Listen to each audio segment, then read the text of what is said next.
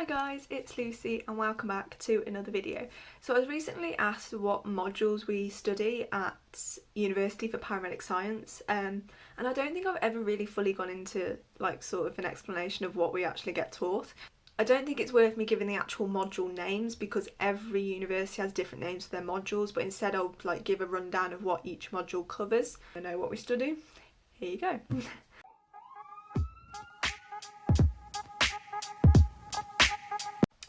So this is on the basis of doing a BSc in paramedic science, BSc honours in paramedic science. So in first year we study anatomy and physiology, which is all the processes of the body basically. You've got cardiovascular, respiratory, gastrointestinal, urinary, neuro, all the blood. Haematology is that? Well, our module was just called blood.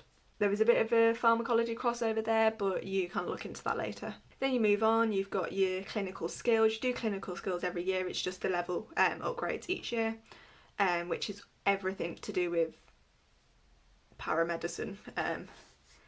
How you use the equipment, how you do the assessments physically as well as theory basis, why you do them, why you use certain equipment, why you don't, all of that stuff, and the level gets harder and harder each year. And then you've got ethics and laws.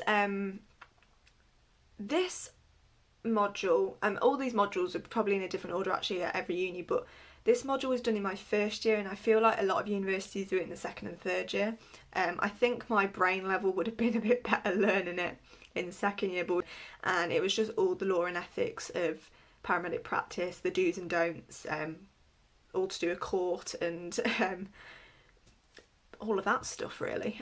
Not a module you expect to learn about, but you do learn about it. And then I had a module, it was called vulnerable groups. I don't know how else to explain that other than we wrote an essay on the vulnerable population and in different contexts obviously, whether that be, dementia, elderly, disability, safeguarding, all of that stuff. I can't really remember that module much, to be honest. Yeah, we had to write an essay. I don't know how else that would be written module wise in other unis. Moving on to second year, we did evidence-based practice, we did pharmacology and pathophysiology, honestly my absolute favourite module we've ever done. And what was the other module I did? I'm totally missing a module from second year there, but I can't think what it is. That's another thing, we do applied clinical, which is your placement side of things, but you do write essays within that. I presume that's a thing for all unis because you write reflections about case studies on placement and things like that. But yeah, that's another thing we do. In third year we have done research, which goes towards the dissertation kind of module. We don't do a dissertation at my uni, but other unis do. I have spoken to other student paramedics, they are doing 10,000 word dissertations, but me on the other hand are doing a 2,000 word literature review, so obviously that's nothing I ever considered looking into when going to university. Didn't know it was a thing, I thought everyone did a dissertation until we started third year and found out we're doing a literature review. We then do a module we're currently doing at the moment. How do you explain that? It's kind of the evolution of paramedic practice and how things are changing and how rules are changing, laws are changing, how we are going to be paramedics in the future, how paramedicine is going to change in the future, all that sort of stuff. Yeah, I don't know how else to explain that module. And then we also had,